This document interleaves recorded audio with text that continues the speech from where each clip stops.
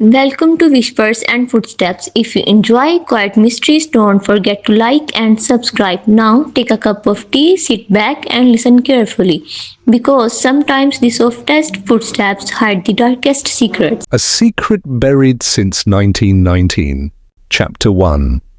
The Letter. Miss Marple sat by the window of her small but well-kept cottage in St. Mary Mead, a delicate china cup resting lightly in her hand. The morning sun filtered softly through the lace curtains, casting gentle patterns across the polished wooden table. Outside, the village moved at its usual unhurried pace. A gardener trimmed his hedges with quiet concentration, while a pair of sparrows hopped along the stone path, entirely unconcerned with the affairs of human beings. It was, Miss Marple reflected, a perfectly ordinary morning. And yet, in her long experience, she had learned that ordinary mornings often had a curious habit of concealing the beginnings of something quite extraordinary. Across from her sat Mrs. Martha Smith, her neighbour and long-time companion, in morning conversation. Mrs. Smith was speaking, as she often did, with mild intensity about a matter that had caused some quiet disturbance in the village. "I always say," Mrs. Smith was remarking, stirring her tea rather more vigorously than necessary, "that young people nowadays simply have no sense of discretion. Leaving things unsaid used to be considered a virtue." Miss Marple nodded gently, her expression thoughtful rather than critical. "Yes," she said, "though one must admit that what is left unsaid often becomes far more interesting than what is spoken aloud." Mrs. Smith paused, considering this, though it was not entirely clear that she agreed. Before she could respond, the sound of footsteps approached along the garden path. A moment later, the familiar figure of the postman appeared at the gate. He gave a cheerful nod and walked up to the door, delivering the morning's letters with practiced efficiency.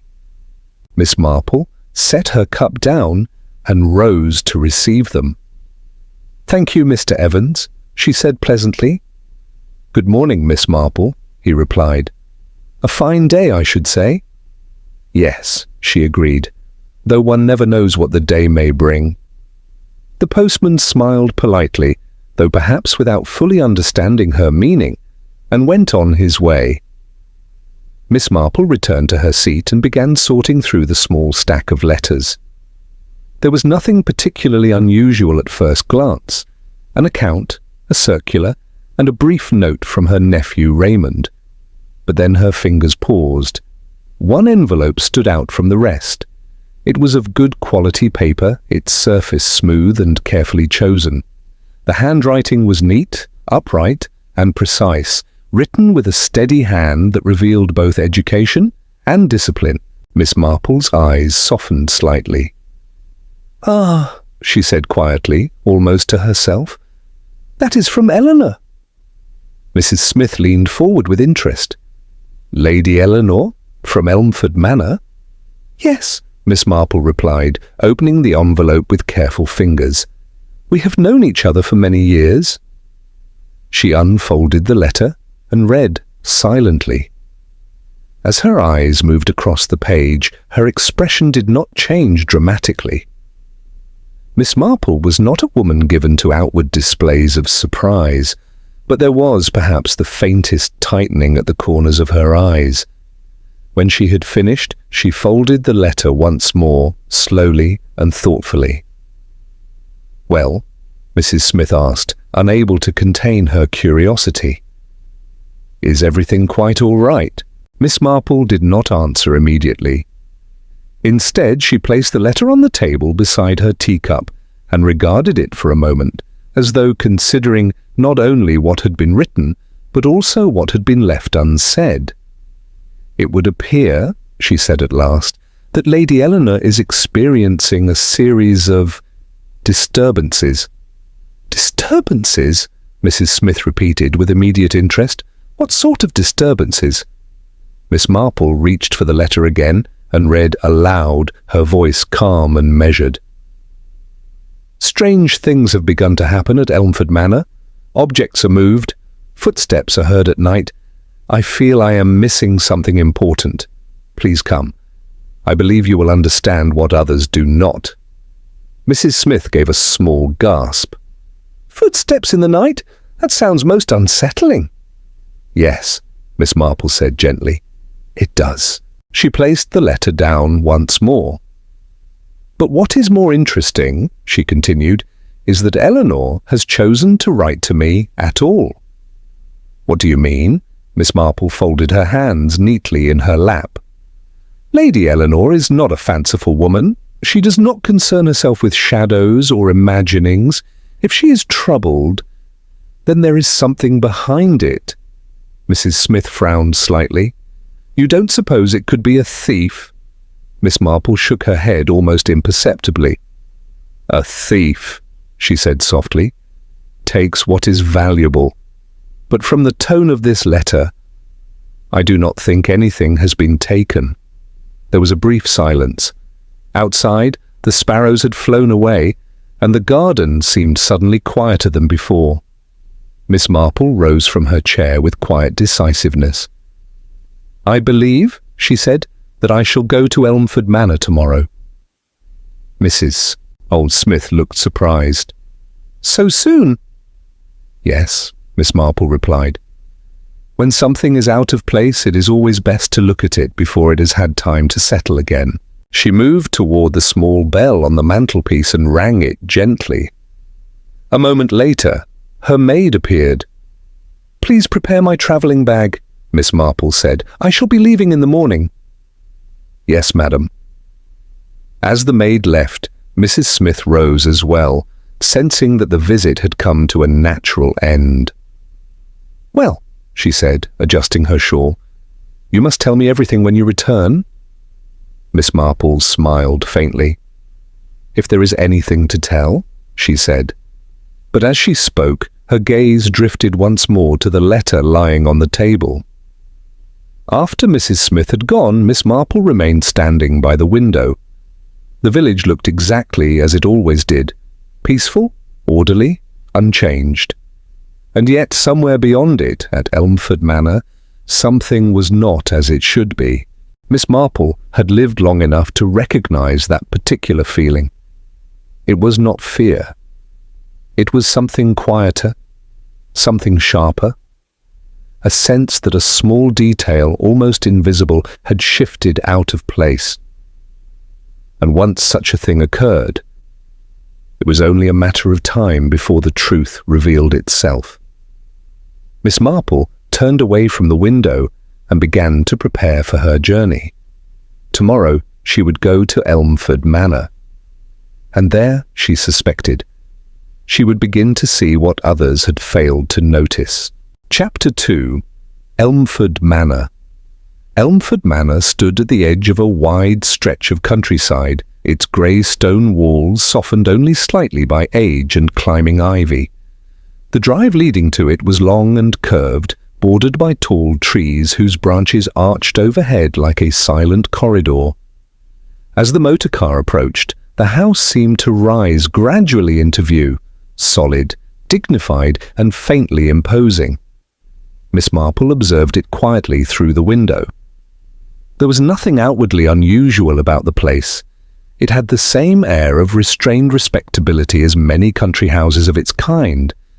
And yet, even before stepping inside, she felt a certain stillness about it.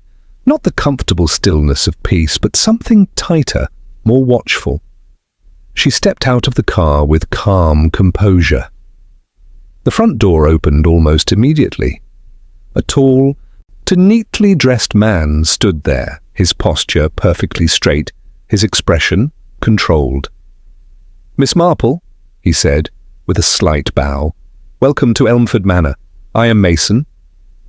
"Thank you, Mr. Mason," she replied, studying him with gentle attention.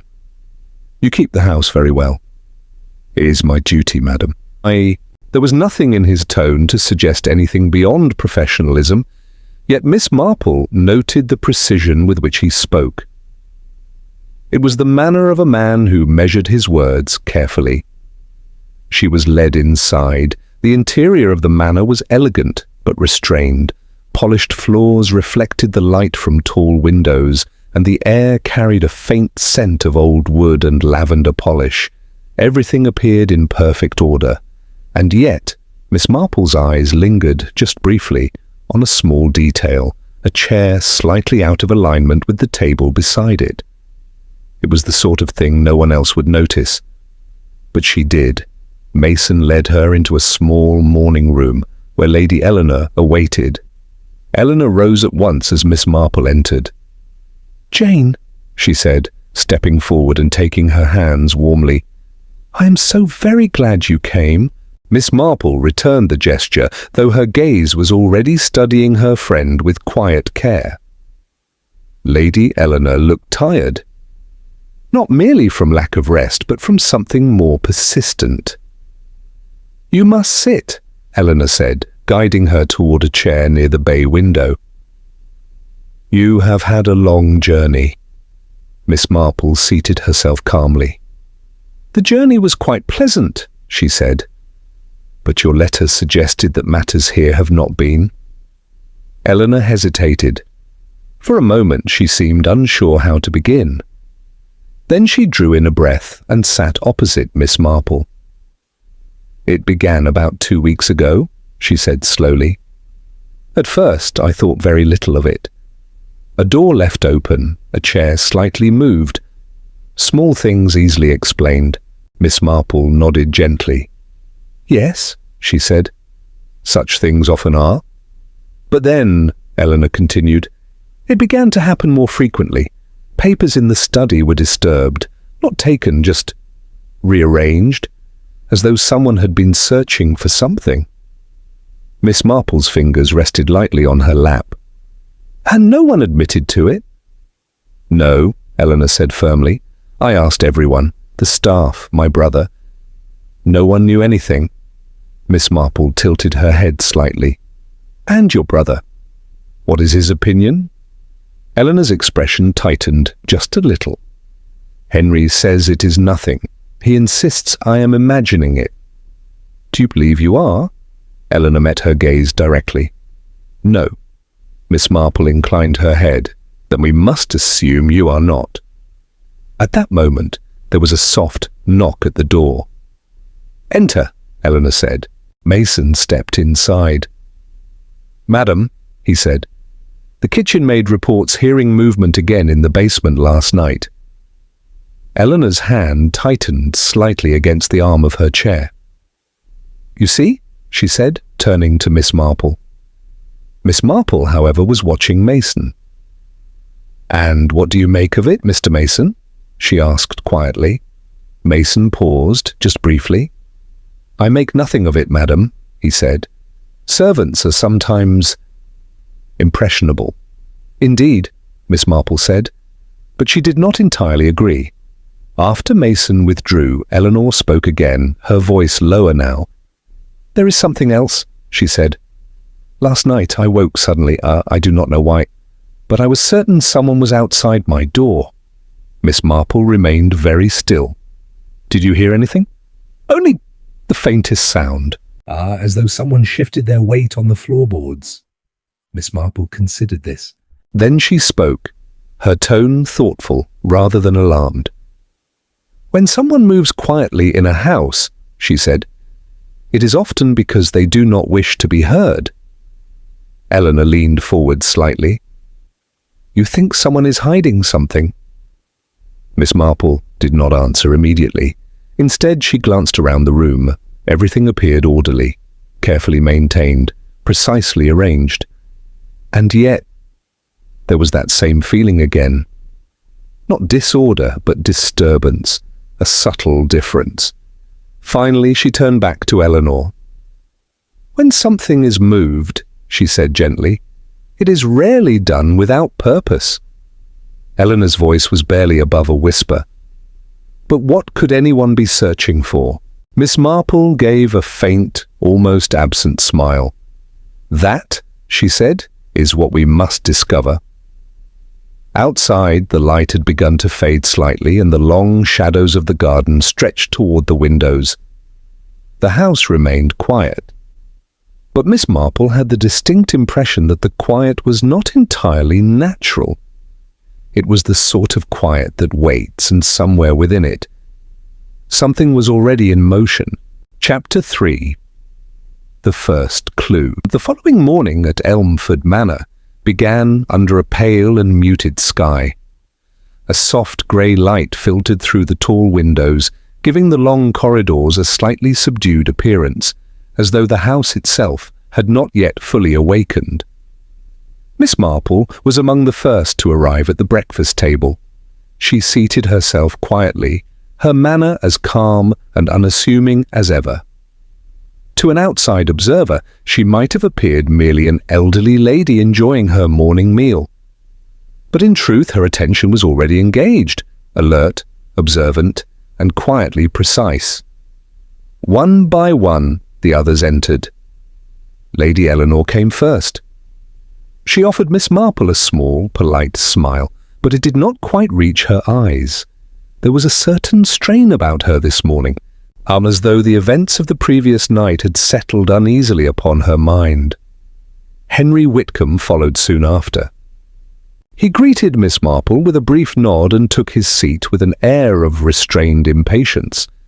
As he reached into his pocket and withdrew his watch, Miss Marple noticed the sharp, almost abrupt manner in which he snapped it open, checked the time, and closed it again. A habit, perhaps, or a sign of tension. The servants moved quietly in and out of the room. Their movements were efficient, but there was a noticeable absence of the easy rhythm that one expected in a well-run household. Something had unsettled them. The silence lingered for a few moments. Then, rather suddenly, the maid Martha spoke. "Madam," she said, her voice careful but not entirely steady, "the pantry door was found open this morning. I had locked it myself last night." Lady Eleanor's hand paused slightly above her teacup. "Are you certain?" she asked. "Yes." "Ah, madam?" Miss Marple looked up, her expression mild. "And what is kept in the pantry?" she inquired. Mason, who stood near the sideboard, answered at once. "Primarily silverware and household supplies, madam."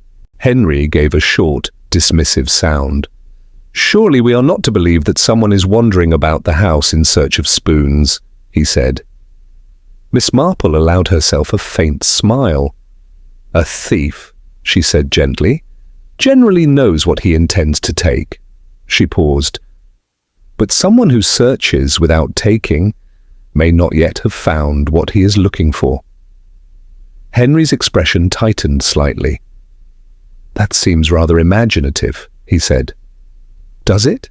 Miss Marple replied softly. The conversation faded after that, leaving behind a silence that felt heavier than before. When breakfast concluded, Miss Marple rose without haste. "I believe I should like to see the study," she said. Eleanor stood at once. "Of course, I shall take you there." But Miss Marple shook her head gently. "If you do not mind, I would prefer to go alone." Eleanor hesitated for only a moment, then nodded. "As you wish." Miss Marple moved through the corridors at a measured pace. Her steps were quiet, but her eyes missed very little. The study door stood slightly ajar. She paused before entering, noting the angle at which it rested, not fully open, not properly closed. Inside, the room was orderly at first glance. A large desk stood near the window, its surface neatly arranged with papers, books, and writing instruments.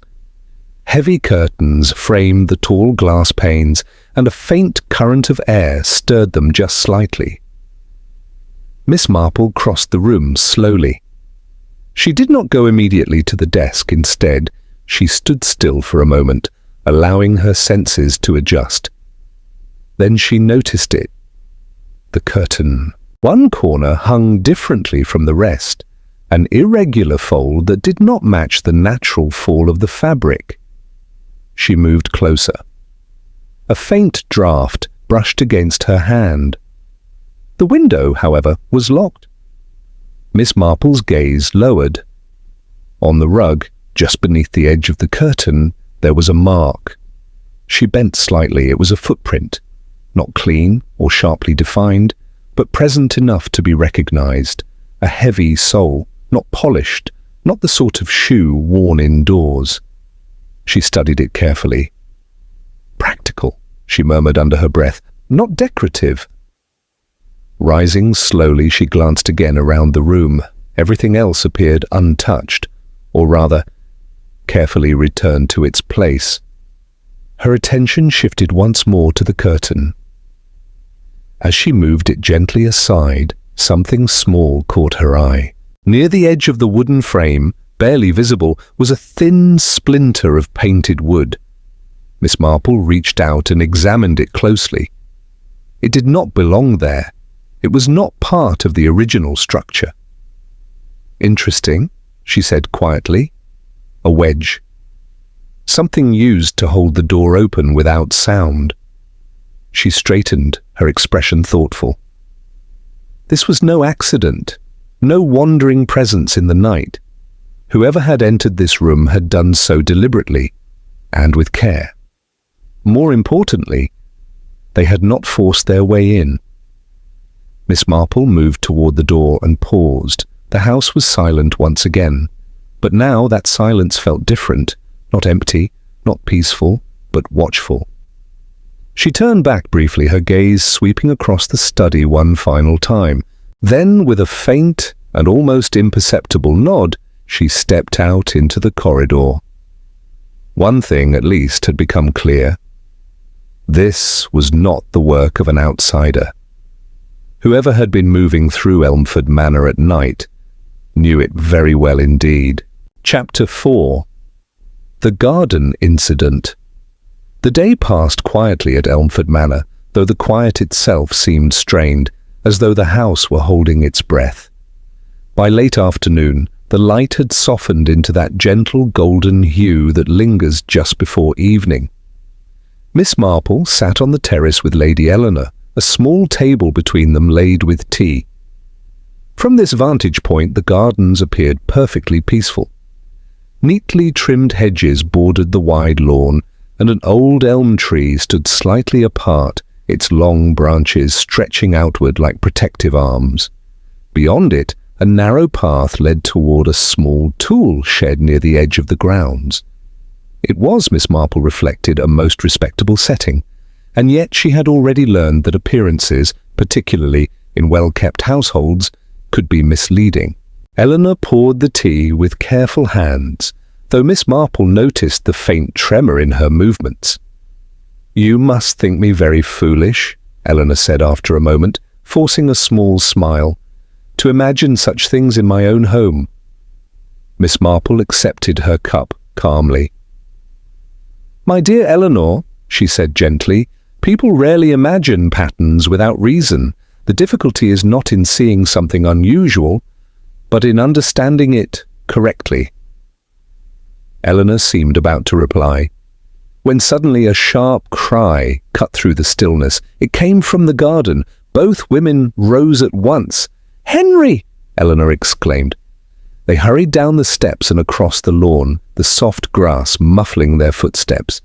As they approached the elm tree, they saw him. Henry Whitcomb lay on the ground, his body slightly twisted, his face drawn tight with pain. Dr. Clara was already beside him, kneeling quickly. "What happened?" Eleanor cried. Henry struggled to sit upright, breathing heavily.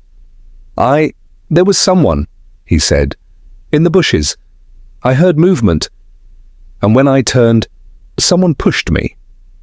Dr. Clara's expression sharpened. "Stay still," she said firmly. She examined his arm carefully, pulling back the sleeve of his coat. Her fingers paused briefly over a darkening mark. "This is not a simple fall," she said quietly. "There is a bruise here, shaped like a grip." Eleanor looked from Clara to Henry, her face paling. "Someone attacked you?" Henry nodded, though there was a flicker of something uncertain in his expression. Miss Marple, meanwhile, had said nothing. She had moved slightly away from the group and was now standing near the edge of the disturbed ground. Her gaze lowered. The soil beneath the elm tree was soft, recently watered. Footprints were clearly visible. She bent slowly, studying them with quiet concentration. There were several impressions, deep, heavy, and unevenly spaced, not the marks of a hurried escape, but of someone who had moved with purpose. She straightened and followed their direction. They led away from the tree, across the lawn, and toward the far end of the garden, toward the tool shed. Miss Marple walked at an unhurried pace, her hands folded lightly before her. Behind her, Eleanor's anxious voice continued, and Dr. Clara's instructions remained calm and controlled. But Miss Marple's attention was fixed elsewhere.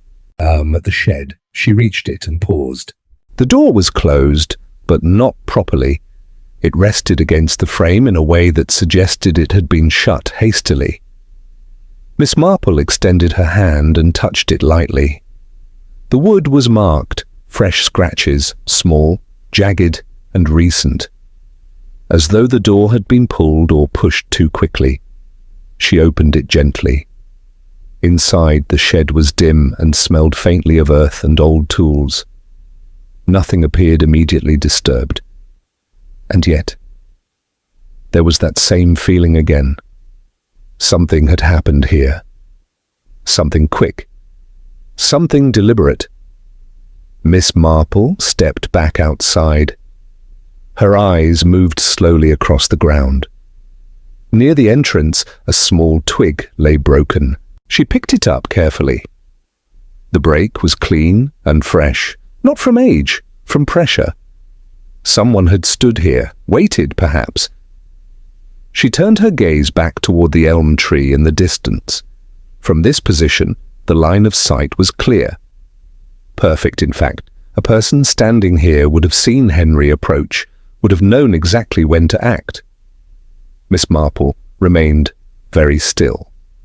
Then, after a moment, she returned to the others. Henry was now sitting upright, supported by Eleanor. His breathing had steadied, though his expression remained tense. Miss Marple looked at him thoughtfully. "You did not see the person clearly?" she asked gently. "No," Henry said. "Only movement." "And the push, was it sudden?" "Yes, very sudden." Miss Marple nodded slowly. "Of course." There was a pause. Then she turned slightly toward Eleanor.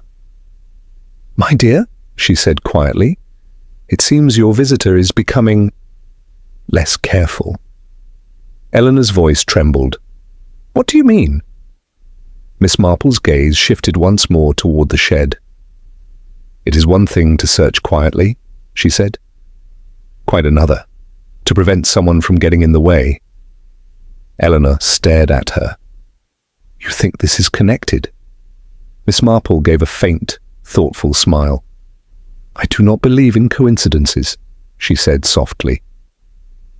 The evening light had begun to fade now, and the shadows in the garden stretched longer, darker than before. Elmford Manor stood behind them, silent as ever. But Miss Marple knew. The situation had changed. This was no longer simply a matter of searching. Now, someone was trying to protect something.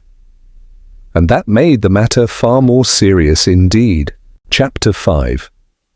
The Hidden Drawer. The following morning at Elmford Manor began with a quiet, subdued stillness. The events of the previous evening had left their mark. Though nothing more had occurred during the night, there was a subtle change in the atmosphere of the house. Conversations were shorter, footsteps softer, and even the servants seemed to move with a certain cautious awareness, as though they too felt that something unseen lingered just beneath the surface. Miss Marple noticed it at once. She moved through the hallway at her usual unhurried pace, her expression calm, her hands lightly clasped before her. To any observer she appeared entirely unconcerned, but her eyes, as always, were attentive. It was then that she saw Martha. The maid stood near a small side table, arranging flowers in a vase. At first glance, and there was nothing unusual in her behavior. But as Miss Marple passed, her gaze fell briefly upon the apron Martha wore. And there, just for a moment, a corner of something protruded from the pocket. Brown paper. Crumpled slightly, as though it had been folded and refolded. Miss Marple did not stop, she did not speak, but she noticed, and that, as always, was enough. She continued on her way and made her way toward the study. The door, once again, was not fully closed. Miss Marple paused, then pushed it open gently. Inside, the room appeared as it had the day before, orderly, composed, and quietly dignified. But there was one difference: the Whitcomb casket. It stood upon the desk, its lid slightly raised. Miss Marple approached slowly. From what Eleanor had told her, the casket was usually kept locked. It was an old piece, polished wood, carefully preserved and clearly of some importance to the family. Now, however, it had been opened. Not carefully, but hastily. Miss Marple put on her gloves before touching it, her movements deliberate and precise. She lifted the lid fully. Inside, the compartments appeared empty, or rather, recently emptied. There was a faint impression in the lining, as though something had been removed not long ago. Miss Marple leaned slightly closer. Then she saw it. Along the inner side panel, barely visible unless one knew where to look, there was a thin line. She pressed, gently. With a soft click, a hidden drawer slid open. Miss Marple regarded it quietly. "So," she murmured, "that is where it was kept." The drawer was empty, but it had not always been so. There were small traces left behind, tiny fibres clinging to the wood, white, soft, cotton. Miss Marple's expression did not change, but her eyes sharpened slightly. Housekeeping gloves, the kind worn by maids. She closed the drawer carefully and stepped back. There was no doubt now, someone within the house had opened this, and had taken something, but the question remained. What? Miss Marple bent slightly and examined the inside of the drawer once more. At the far corner, barely visible, she noticed a small fragment of paper. It was torn unevenly, as though removed in haste. She picked it up carefully. The words upon it were incomplete, but enough remained. The truth about 1919. Miss Marple straightened slowly. 1919. The year lingered in her mind. A time just after the war, a time of adjustments, of investigations, of matters quietly handled, and in some cases quietly forgotten. She folded the small piece of paper and slipped it carefully into her pocket. Then she moved to the window. The garden beyond appeared unchanged, peaceful, orderly, deceptive. Miss Marple stood there for a moment considering. The footsteps, the searching, the attack in the garden, and now the opened drawer. These were not separate incidents. They formed a pattern, a very particular kind of pattern. Someone had been searching for something hidden, something important enough to risk being seen, something connected to the past. Miss Marple turned away from the window and moved toward the door. As she stepped back into the hallway, she paused briefly. At the far end, Martha passed by, her head slightly lowered, her steps quicker than usual. Miss Marple watched her go. There was no accusation in her gaze, only quiet understanding. "A person does not act alone without reason," she murmured softly. Then she continued down the corridor. The pieces were beginning to fall into place, not fully, not yet, but enough to see the shape of it. This was not merely a matter of intrusion, nor even of fear. It was something more deliberate, more controlled. Someone was not simply searching for the truth. They were trying to reach it first, before anyone else could, and perhaps to ensure it never came to light at all. Chapter 6. The Truth Beneath. That evening, Elmford Manor seemed quieter than ever. The long corridors lay in shadow, and the lamps cast soft pools of light that did little to ease the sense of unease that had settled over the house. Outside, the wind had risen slightly, brushing against the windows with a faint, restless sound. Miss Marple sat in her room, a small notebook resting in her lap. She had written very little. Only a few brief lines. Footsteps in the house. Study disturbance, garden incident, hidden drawer, 1919. To anyone else it might have seemed incomplete. But to Miss Marple it was enough. She had long believed that a mystery did not lie in the number of facts, but in their arrangement. And now those facts were beginning to align. A soft knock sounded at her door. Miss Marple looked up. "Come in." The door opened slowly, and Lady Eleanor entered. She looked pale, more so than before. There was a hesitation in her movements, as though she had come to a decision she could no longer avoid. "My dear," Miss Marple said gently, "you look troubled." Eleanor closed the door behind her and stood for a moment without speaking. Then she moved forward and took the chair opposite Miss Marple. "I have not been entirely honest with you," she said quietly. Miss Marple did not react with surprise. "Few people are," she replied kindly, "at least not at first." Eleanor gave a faint, strained smile. "This concerns my brother," she said, "and something that happened many years ago." Miss Marple inclined her head. "Go on." Eleanor clasped her hands tightly. "In 1919, just after the war, there was an inquiry. It involved my brother's regiment and certain financial matters." Miss Marple listened without interruption. "There were questions," Eleanor continued. "Irregularities, funds that could not be accounted for. Henry was not accused directly, but he was involved." "In what way?" "He was an adjutant," Eleanor said. "He handled certain records. When the inquiry began, documents were missing. Key documents." Miss Marple's eyes rested quietly on her. "And the inquiry?" "It was closed," Eleanor said. "Without conclusion. The matter simply faded away." Miss Marple nodded slowly. "Such things often do." Eleanor's voice dropped further. "But the file, the one containing the details, was never found." Miss Marple was silent for a moment. "And you believe it is here?" she said. Eleanor looked up at her. "I believe it may be, and I believe Henry has always known that." Miss Marple's fingers rested lightly against her notebook. "And now," she said gently, "someone is searching for it." Eleanor gave a small, unsteady breath. "Yes." There was a pause, then Miss Marple spoke again. "Tell me," she said, "does anyone else in the house have any connection to that time?" Eleanor hesitated. Then she said, "Martha's mother." Miss Marple's eyes sharpened, though her expression remained mild. "She was in service here," Eleanor continued.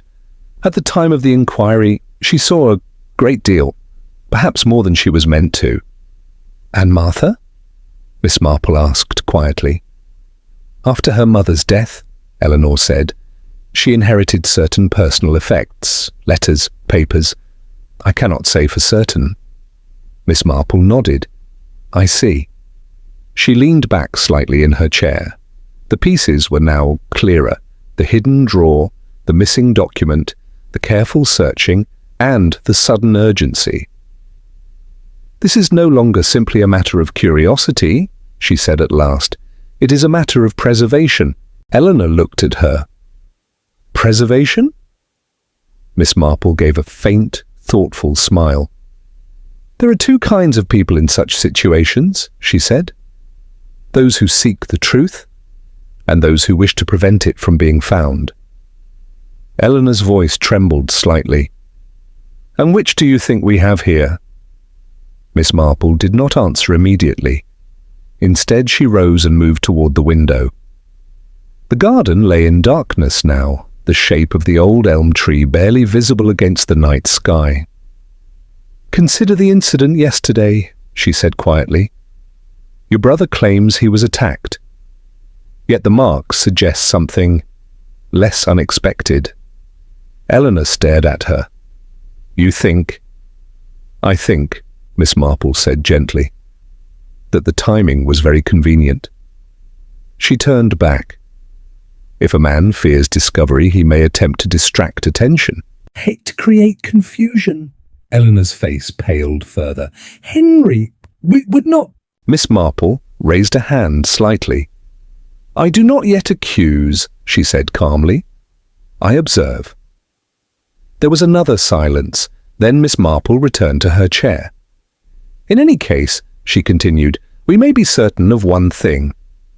Eleanor leaned forward. "What is that?" Miss Marple's voice was soft but steady. "The search is not over." She closed her notebook gently. "And when a person becomes desperate enough," she added, "they begin to make mistakes." Outside, the wind moved through the trees, carrying with it a faint, rustling sound. Elmford Manor remained still. But beneath that stillness, something was shifting. And Miss Marple knew it would not remain hidden much longer. Chapter 7. The Explanation. The following afternoon, at Miss Marple's quiet request, the household gathered in the drawing room. It was a large, dignified space, its tall windows allowing pale daylight to fall across the patterned carpet. A fire burned low in the grate, though the warmth it offered did little to ease the tension that filled the room. Lady Eleanor sat near the centre, her hands clasped tightly in her lap. Henry Whitcomb stood by the mantelpiece, his posture rigid, his expression guarded. Martha remained near the door, her head slightly lowered, while Mason stood a short distance behind her, as composed as ever. Dr. Clara sat to one side, her eyes moving thoughtfully from one face to another. Miss Marple stood quietly near the fireplace. For a moment, she said nothing. She allowed the silence to settle, calm, deliberate, all and unmistakably purposeful. Then at last, she spoke. "My dear friends," she began gently, "I believe we may now put an end to these disturbances." Henry gave a faint, dismissive sound. "I should hope so," he said. "This has gone on quite long enough." Miss Marple inclined her head slightly. "Yes," she said. "It has." She folded her hands before her. "There have been several incidents," she continued, "doors left open, papers disturbed, footsteps heard, and most recently the unfortunate occurrence in the garden." She paused briefly. At first glance, these events may appear unrelated, but in truth, they form a pattern. No one spoke. Miss Marple turned slightly, her gaze moving calmly from one person to another. "The study," she said, "showed clear signs of careful searching, not theft, but examination. Someone was looking for something specific." She allowed that to settle before continuing. "The hidden drawer in the casket confirms this. It contained a document of importance, one connected to the year 1919. At this, Henry's expression tightened, though he said nothing. Miss Marple went on, her tone still mild. "The paper I found, what remained of it, referred to the truth about 1919. That is not a phrase one uses lightly." Eleanor glanced briefly at her brother. Miss Marple continued, "Now we must consider who had the opportunity and the knowledge to search in such a manner." She turned slightly toward Martha. "The presence of cotton fibers suggests that the drawer was opened by someone wearing household gloves." Martha's head lifted slightly, her expression uncertain. "But," Miss Marple added gently, "such a person need not have acted alone, nor entirely of their own will." Martha lowered her gaze again. Miss Marple shifted her attention. The garden incident, she said, is perhaps the most revealing. Henry straightened. I have already explained. Yes, Miss Marple said softly. You have. She met his gaze directly. You stated that you were pushed from behind, that the attack was sudden, that you saw no one. Henry said nothing. Miss Marple continued, and yet, the marks on the ground tell a different story. She took a step forward. The footprints near the elm tree were deep and deliberate, not the marks of someone fleeing, but of someone positioning themselves carefully. A faint tension spread through the room. The path from the tree to the tool shed was equally clear, she went on, and the shed itself showed signs of recent use. She paused. But what is most interesting is that the soil from that path was also present on your coat, Mr. Whitcomb. Henry's face grew still. Miss Marple's voice remained gentle. You were not attacked, she said. You staged the incident. The words fell into the room with quiet certainty. Eleanor gasped softly. That cannot be. Miss Marple raised a hand slightly. My dear Eleanor, she said kindly, it is often the simplest explanation that proves the most difficult to accept. She turned back to Henry. You feared discovery, she said. The document hidden in the casket, whatever its contents, was something you wished to prevent from being found. Henry's jaw tightened. You have no proof of that, he said. Miss Marple inclined her head. On the contrary, she replied, you knew of the drawer, you knew what it contained, and you alone had both the reason and the opportunity to search for it. She allowed a brief silence. When the searching risked being noticed, you created a distraction. Her eyes softened slightly. The incident in the garden was not an attack, it was a performance. No one spoke. Even Mason's composed expression seemed to falter, if only for a moment. Miss Marple's voice lowered just slightly. The disturbances in the house were never the work of an intruder. She looked directly at Henry. They were your own. The room fell into complete silence. And in that silence, the truth stood, clear and undeniable. Chapter 8. The Confession. The drawing room remained utterly still. No one moved, no one spoke. Miss Marple's words seemed to linger in the air, settling slowly over each person present. Henry Whitcomb stood where he was, his face pale, his composure, so carefully maintained until now, beginning to fracture. For a long moment, he said nothing. Then quite suddenly, he sank into the nearest chair. It was not a dramatic collapse, nor a gesture intended to draw attention. Rather, it was the quiet yielding of a man who could no longer support the weight he had been carrying. Lady Eleanor rose halfway from her seat. Henry, she said, her voice unsteady. He did not look at her.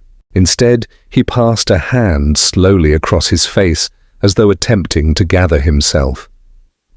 Miss Marple remained standing, her expression gentle but unwavering. My dear Mr. Whitcomb, she said softly, it is always easier to speak once the truth has been acknowledged. There was no accusation in her tone, only quiet invitation. Henry drew a long breath. When you say it so plainly, he said at last, his voice low, it sounds almost simple. Miss Marple inclined her head. The truth often is. He let out a faint, humorless sound. It did not feel simple at the time. There was a pause. Then slowly, he began. 1919, he said, staring ahead rather than at any of them. It was just after the war. Everything was unsettled. Records were incomplete, and discipline was not what it should have been. Miss Marple listened without interruption. There was a man, Henry continued. Captain Alden. He handled certain financial matters within the regiment. Funds passed through his hands, and some of them did not pass through quite as they should have. Dr. Clara shifted slightly, her expression sharpening with interest. "And you?" she asked quietly. Henry's mouth tightened. "I was his adjutant," he said. "I managed the paperwork, signed what was placed before me, trusted what I should have questioned." He paused. "When the inquiry began, Alden denied everything. Of course he did. And there was very little evidence left to contradict him." Miss Marple's gaze remained steady. "Because the documents were missing?" she said. Henry nodded slowly. "Yes." Eleanor's voice came, soft and shaken. "You were suspected?" "Not directly," Henry replied. But closely enough, my silence did not help matters. He let out a slow breath. "I knew something was wrong. I had known it for some time, but I said nothing. I told myself it was not my place, that it would resolve itself." Miss Marple said quietly, "And it did not." "No," Henry said. "It did not." He leaned forward slightly, his hands clasped together. The inquiry ended without conclusion. Alden was transferred. The matter disappeared. "And the file?" Miss Marple asked gently. Henry gave a faint, bitter smile. "The file did not disappear," he said. "It was taken." There was a stillness in the room. "Martha's mother," he continued. "She worked here at the time. She must have come across the documents, perhaps by accident, perhaps not. She kept them." Martha's head lifted suddenly, her eyes wide. "My mother never told me—" "No," Henry said. "I do not believe she would have. But she understood their value." He looked down briefly. "Years later, I learned that those papers had never left the house, that they were hidden here." Miss Marple's voice was very quiet.